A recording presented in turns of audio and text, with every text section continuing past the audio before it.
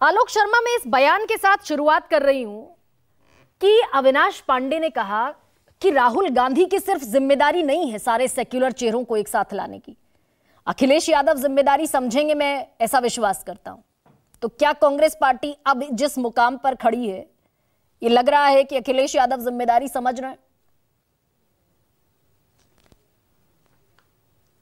देखिए, मुझे लगता है बिल्कुल पूरी तरह से आज तमाम जो इंडिया के अभी वर्तमान के घटक दल हैं, जिन्होंने तमाम बैठकों में हिस्सा लिया और जिनको जोड़ने की भी बात चल रही है, वो सभी अपनी अपनी जिम्मेदारी को समझ रहे हैं। मैं पॉजिटिव नोट के साथ हूं कि अखिलेश जी भी और चाहे कांग्रेस के लीडर्स हों, सभी समझ रहे हैं। और ये बात भी अविनाश पांडे जी की बिल्कुल सही है कि एक व्यक्ति के ऊपर ऐसा नहीं है कि सारी जिम्मेवारी है। सभी लोगों को समझना होगा कि किस तरह से एक निरंकुश, एक भ्रष्टाचारी, एक बड़बोली, एक अर्थव्यवस्था को निपटाने वाली सरकार को सबको मिलकर कहीं ना कहीं हटाना होगा और उनकी नीतियों को उजागर करना होगा। लेकिन आरएलडी का अभी ताजा बयान है, वो भी आपके साथ गठबंधन में शामिल है कि हम बीएसपी को किसी भी कीमत में गठबंधन में नहीं लाना चाहते, उनका कोई खुद का रुख नहीं है।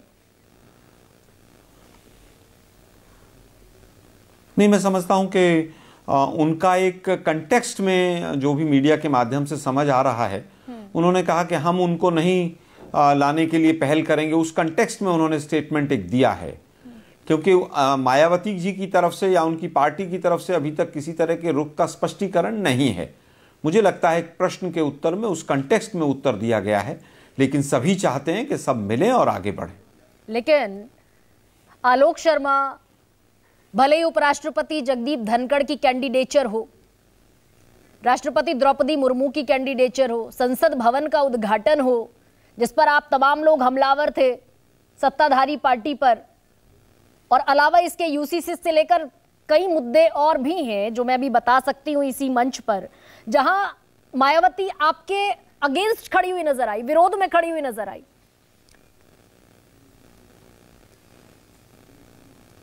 देखिए, मुझे लगता है कि बहुत सारे मौके ऐसे रहे हैं, चाहे वो मायावती जी रही हों, चाहे वो केजरीवाल जी रहे हों, चाहे वो नवीन पटनायक रहे हों, बहुत मुद्दे ऐसे रहे हैं जिन मुद्दों के ऊपर कहीं ना कहीं इन लोगों ने बीजेपी का साथ दिया है। केजरीवाल जी की पार्टी ने भी 3 कृषि कानून जो काले आए थे, सबसे पहले दिल्ली विधानसभा से पास कराए थे। तो ऐसे मौके आए हैं, लेकिन उसके बावजूद बहुत लोग एक प्लेटफॉर्म पर आए हैं। आपने 3 एग्जाम्पल दिए, मेरे पास 15 एग्जाम्पल हैं। और मायावती जी के तो तमाम प्रवक्ताओं के बयान अगर आप देखें और तमाम चीज़ें देखें, तो कहीं ना कहीं लगता है कि उनका पूरी तरह से बीजेपी के साथ कोई ना कोई किसी ना किसी रूप में झुकाव नजर आता है। लेकिन अब उनके सांसदों को भी समझ आ गया है कि अगर हम अकेले होकर और बीजेपी की तरफ नतमस्तक होकर चलेंगे तो जनता समझती है। और उसका एक नतीजा 2022 का विधानसभा का चुनाव है कि उत्तराखंड के अंदर तो 3 एमएलए आ गए और यहां पर सुपड़ा साफ हो गया।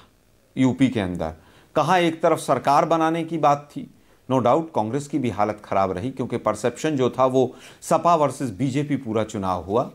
कहीं ना कहीं बीएसपी और कांग्रेस को उसका नुकसान भी हुआ।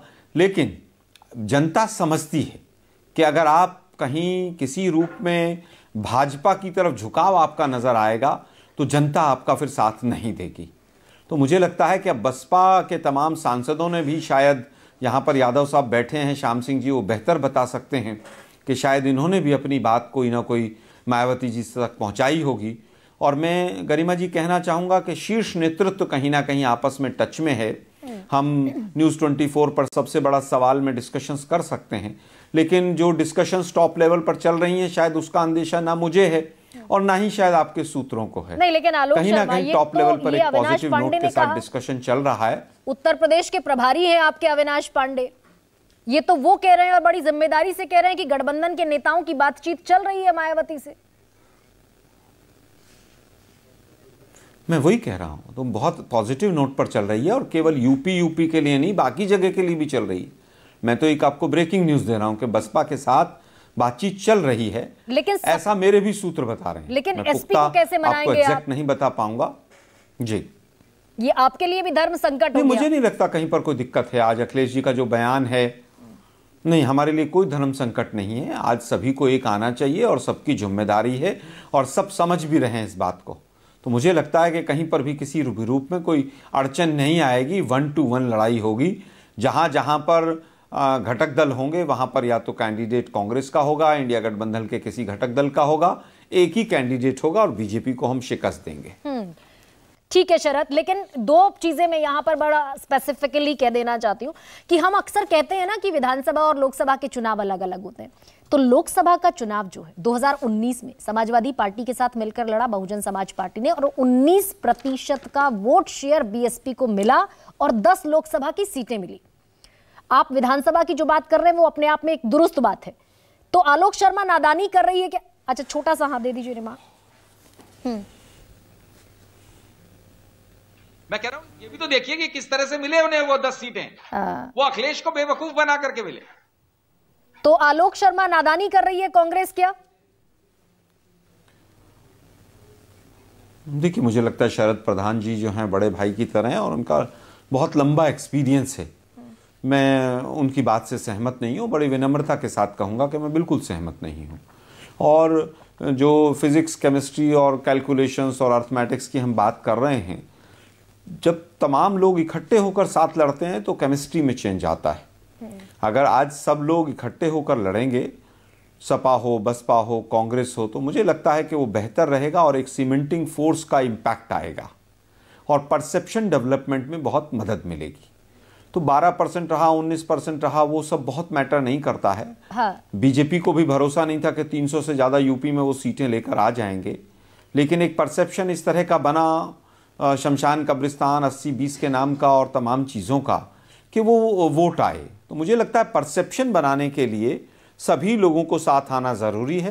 कांग्रेस नादानी नहीं कर रही है, कांग्रेस भी सोच समझ कर चल रही है, लेकिन शरद भाई ग्राउंड रियलिटीज़ को भी बहुत समझते हैं। तो मैं बड़ी विनम्रता से कहूँगा कि ऐसा नहीं है शरद भाई, और सोच समझ के हम भी कदम उठाएंगे और इस चीज की अहमियत अब सब घटक दल समझ भी रहे हैं। तो आलोक गोपाल भाई हमारे अभी कह रहे थे कि साहब वो बहुत डिलीवर हो गया और इकोनॉमिक्स में शामिल क्यों होंगी?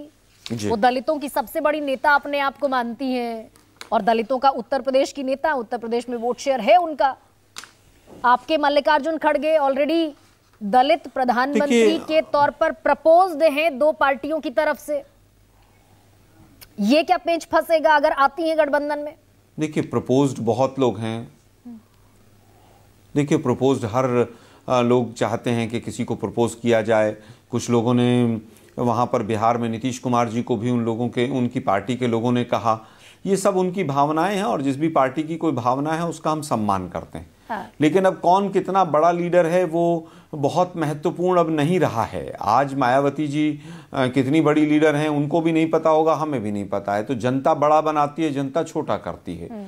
जनता ने वही मायावती जी जो कहती थी कि मैं सीएम बनूंगी 2022 में दावेदारी थी, लेकिन हालत क्या हुई वो शरद भाई ने बता ही दिया आपको। मुझे लगता है कि परसेप्शन डेवलपमेंट में आज सबको एक आना होगा। लेकिन कांग्रेस क्या यहीं पर आलोक शर्मा दुविधा में फंसती है कि जिस पार्टी की मजबूती को देखकर आप उसे न्योता दे रहे हैं?